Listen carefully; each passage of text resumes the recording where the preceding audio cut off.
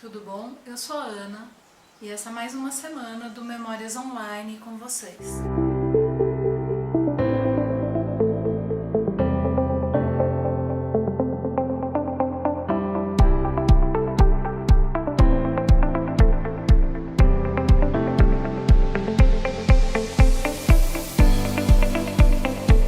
Essa semana eu trago um autor, um poeta, um escritor que estaria fazendo 90 anos, agora dia 10 de setembro. Vários jornais e várias pessoas fizeram homenagens a ele, que foi um dos membros da Academia Brasileira de Letras, uma das pessoas mais importantes da literatura e da poesia brasileira.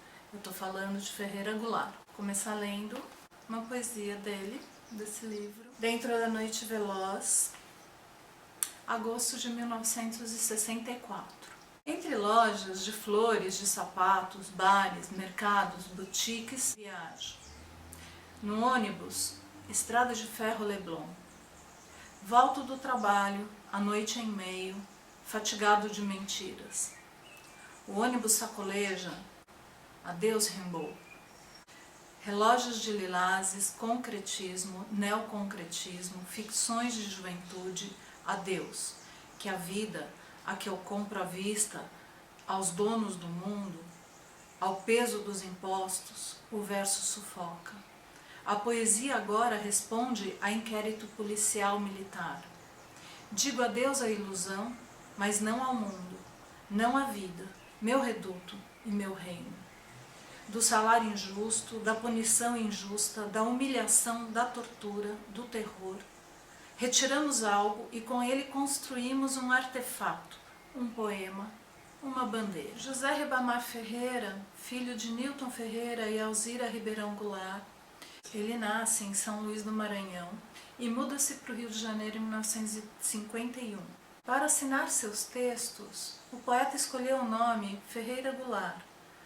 Em 1959, ele publica o Manifesto Neoconcreto. O manifesto introduz o movimento neoconcretista, que marca a valorização da subjetividade. No ano seguinte, o autor se envolve com uma poesia mais engajada, deixando o movimento de lado. Uma outra obra importante foi o poema Sujo, distribuído clandestinamente no período da ditadura. Em 61, Jânio Quadros nomeia Goulart diretor da Fundação Cultural de Brasília. No ano do golpe militar, 1964, o autor se filia ao Partido Comunista Brasileiro. Foi preso em 1968, com o estabelecimento do AI-5. Teve como companhia Caetano Veloso e Gilberto Gil. Em 1971, decide se exilar. Mora na Rússia, no Chile, no Peru e na Argentina. Mesmo exilado, é um dos colaboradores do importante O Pasquim, mas assina como Frederico Marques. Retorna ao Rio de Janeiro em 1977, quando é preso novamente pelo substituto do DOPS, o Departamento de Polícia Política e Social. Fica 3 dias sendo interrogado e ameaçado. Ferreira Goulart, ele trabalha questões dentro da literatura e da poesia do mundo que ele vive. Ele trabalha com a palavra direta, ele tece a sua construção poética com palavras simples que o povo pode entender. Quando ele volta em 77 para o país, ele é admitido como redator da sucursal do Rio de Janeiro do Estadão. Ele se apresenta para Clarice Lispector como copydesk, uma pessoa que copia e reescreve o que outras pessoas escrevem. É interessante ver como Goulart praticava a sua poesia em laudas para o jornal. E qualquer folha de papel servia para ele expressar aquilo que ele estava sentindo e o que ele via acontecer. Ele coloca que a poesia ela é muito importante para você contar a realidade do mundo que você está vivendo, enquanto você está vivendo. Eu acho que todos esses autores que eu tenho trazido são pessoas que são comprometidas com esse mundo e fazem derivas dentro da literatura e da poesia, mas de uma forma a construir não só o sentimento que eles têm, mas um sentimento maior. O trabalho poético, o trabalho da literatura do Buarque, que é contemporâneo, a literatura do Coni, a da Cecília Meirelles, Clarice Lispector, que a gente ainda não falou, mas pessoas que estão produzindo numa época em que o país efervescia com mudanças políticas. Essas pessoas que convivem nessa época e criam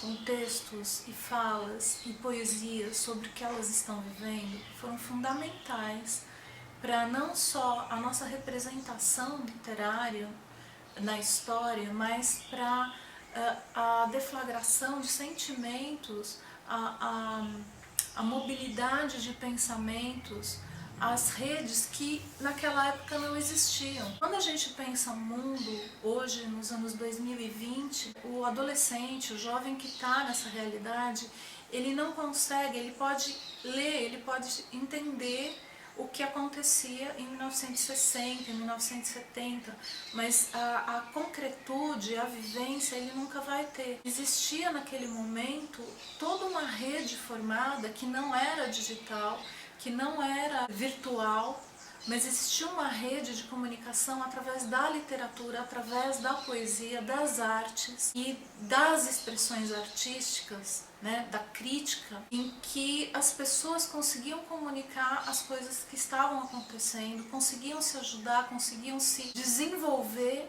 né?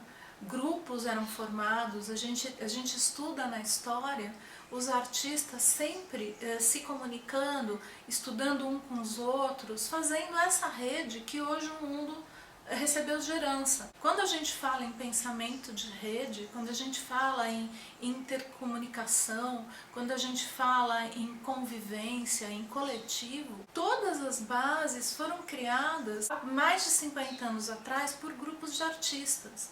Então, hoje o papel do artista, inclusive na comunicação, ele é tão ou mais importante e eficiente do que foi na época. Guardadas as devidas proporções, não estou falando na questão básica de shows ou de entretenimento, mas sim de comunicação e de entendimento da realidade, de transformação de pensamento. O papel do artista hoje é fundamental.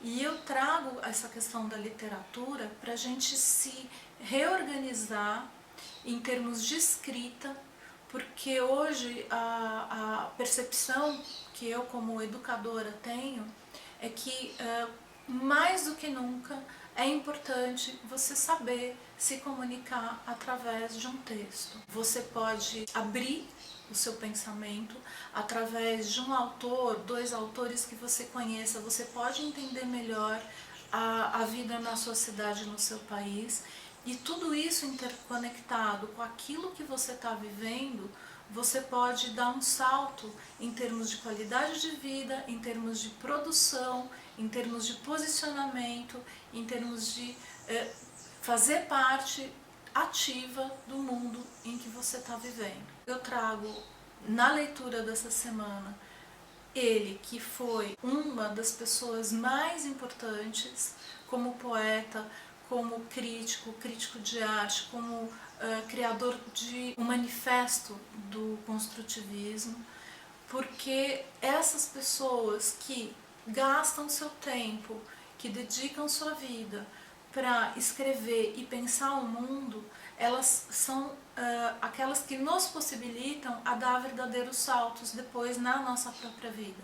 Então, estudem, leiam e conheçam Ferreira Goulart. Eu conheci Ferreira Goulart em 2002, quando ele estava ganhando o Prêmio Jabuti na literatura, um dos prêmios mais importantes do país. Depois eu reencontrei em 2003, numa noite de autógrafos. Era uma pessoa incrível, com um conhecimento absurdo da estética da literatura brasileira.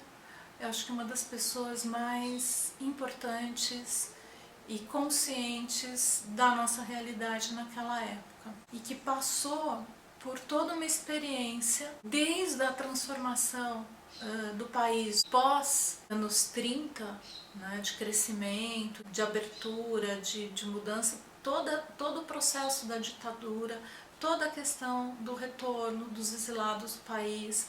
Ele teve preso na época da ditadura, em 68, se não me engano, junto com Caetano Veloso e Gilberto Gil.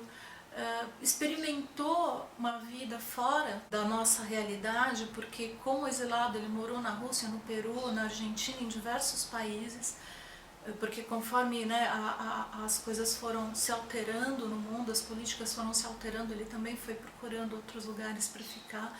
E quando ele retorna mais forte ainda. Ele trabalhava demais na época do exílio e mandava textos para cá. Inclusive, uma das pessoas que recebia os textos do Ferreira Goulart era Vinícius de Moraes, poeta também do Rio de Janeiro, conhecido por música, conhecido por sua poesia. E ele se encarregava de fazer o papel de gerenciador da rede de artistas que recebia de fora poesias de quem estava exilado. Então, assim, uma época muito importante para o nosso trabalho e para a nossa formação de artistas de hoje, né? Porque na arte nada se cria, tudo se transforma, se recria, se apropria, se intui, se discute, né? Na verdade é um grande caldeirão. Então eu trouxe e vou fazer mais uma pequena leitura de uma poesia também desse mesmo livro. Não há vagas. O preço do feijão não cabe no poema. O preço do arroz não cabe no poema. Não cabem no poema o gás, a luz, o telefone. A sonegação do leite, da carne, do açúcar, do pão. O funcionário público não cabe no poema com seu salário de fome, na sua vida fechada em arquivos. Como não cabe no poema o operário que esmerila seu dia de aço e carvão nas oficinas escuras. Porque o poema, senhores, está fechado, não há vagas. Só cabe no poema o homem sem estômago, a mulher de nuvens, a fruta sem preço. O poema, senhores, não fede nem cheira. Boa semana para todos, aproveitem muito os vídeos da semana e até semana que vem. Fiquem com a gente, se cuidem, tomem muita água, usem máscara quando forem sair e cuidem da família. Tudo de bom, boa semana.